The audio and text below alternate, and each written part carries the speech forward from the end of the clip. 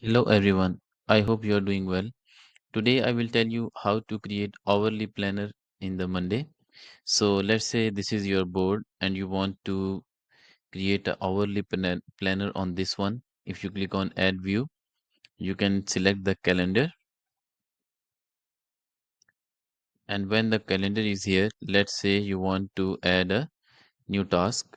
Let's make it weekly. Now you can add a task for that specific hour. Let's say we want to add for 11 a.m. If you click on that, let's say we would be working on project Monday. Okay, let's say we add this as in like this, and we select it this time.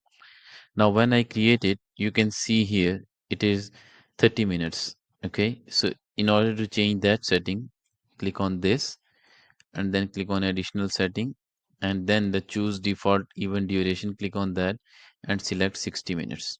Okay, now it is changed to 60 minutes. If you want to make it 90, 120, you can select the respective minutes from here, like the hours. And then let's close this, and let's say now we want to add for 1 p.m. We can add, let's say, project automation, create an item. It would be here like that. Thanks for watching. If you have any question, feel free to drop in comments. Thank you.